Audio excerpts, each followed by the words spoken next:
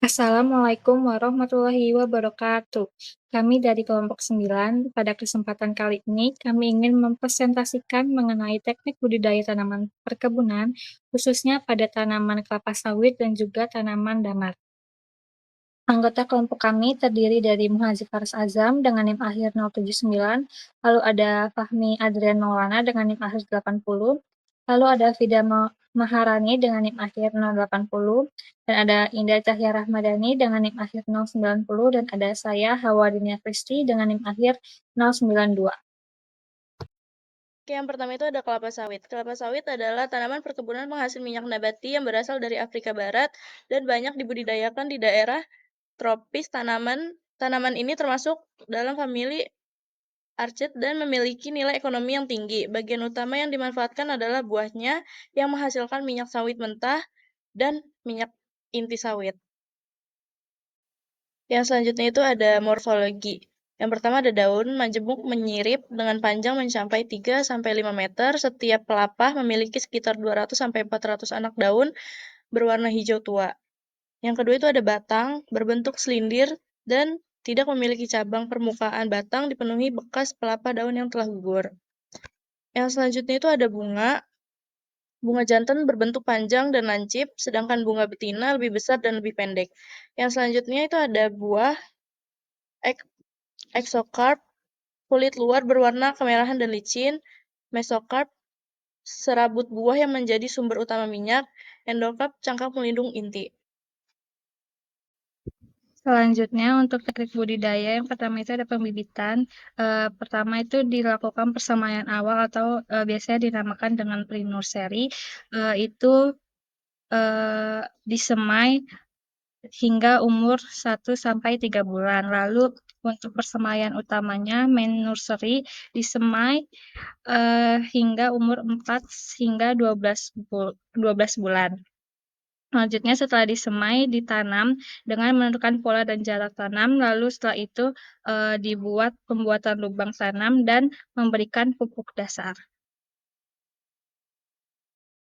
Lalu untuk pemeliharaan kelapa sawit yang pertama itu dilakukan pemangkasan daun secara rutin.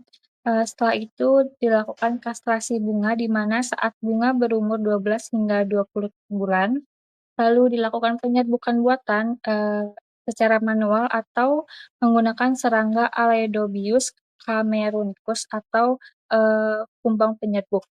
Setelah itu dilakukan penyulaman tanaman secara tidak normal, setelah itu dilakukan pemupukan dengan pupuk NPK. Selanjutnya ada hama dan penyakit. Yang pertama ada hama. Pada kelapa sawit terdapat 2 hama yaitu tungau merah, menyebabkan daun mengkilap dan berwarna perunggu.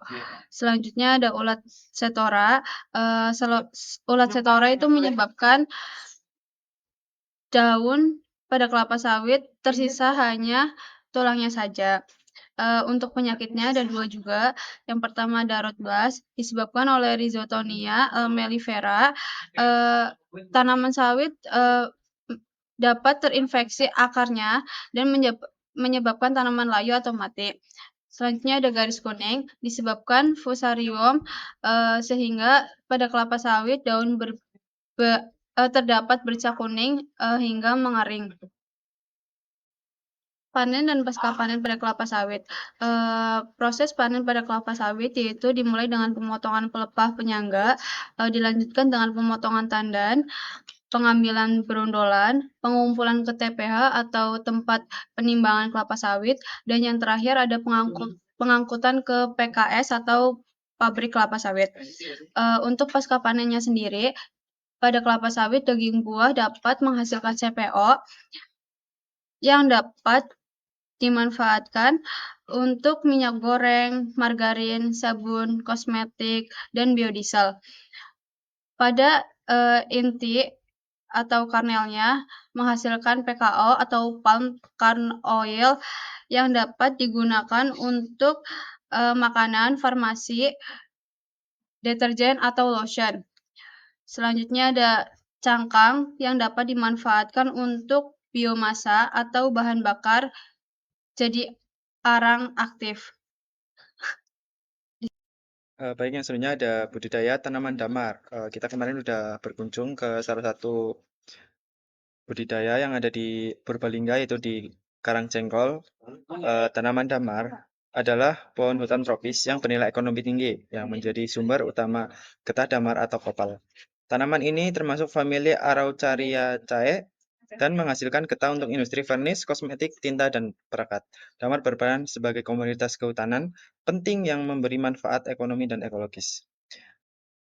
Baik, yang selanjutnya ada morfologi. Morfologi tanaman damar itu yang pertama ada daunnya, berbentuk lancet lonjong, tersusun spiral, tebal, dan mendukung fotosintesis. Yang kedua ada batang. Batangnya itu lurus, silindris, berdiameter besar, memiliki saluran resin penghasil getah. Bunganya itu berbentuk strobilus atau kerucut, terdiri dari kerucut dandan dan kerucut betina. Buahnya itu berbentuk kerucut besar, memiliki sisi keras, berfungsi menghasilkan biji bersayap. Baik, yang selanjutnya ada teknik budidayanya. Yang pertama itu untuk lokasi penanaman. Lokasi penanaman tanaman damar itu biasanya pada ketinggian 400 sampai 900 mdpl. Yang kedua ada jarak tanam. Biasanya yang digunakan untuk produksi getah itu 5 kali 5 meter. Untuk persiapan lubang tanaman itu 30 kali 30 kali 30 cm.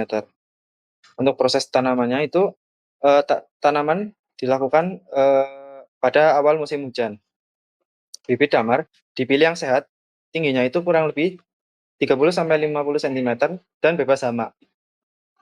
Taman itu dimasukkan ke dalam tanah galian dan dicampuri pupuk ke dalam lubang.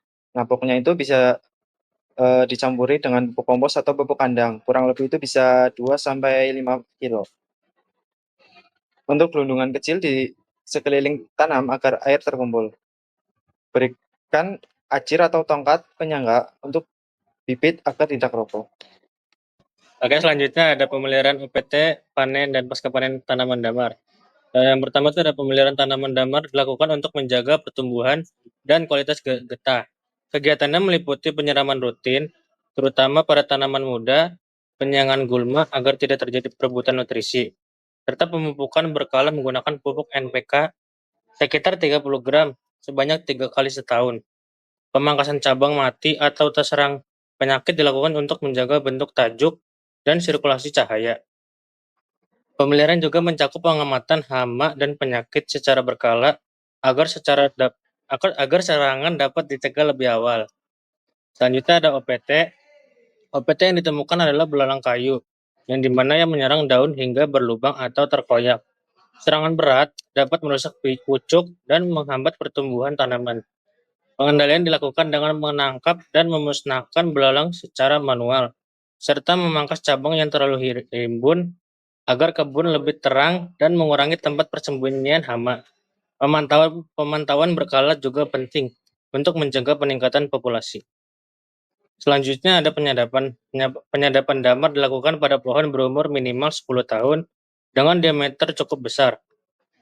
Sayatan dibuat miring menggunakan alat tajam pada pagi hari dengan kedalaman yang tidak merusak jaringan kayu, dan dilakukan setiap 5 hari. Getah yang keluar dikumpulkan dalam kondisi cair atau setelah mengeras.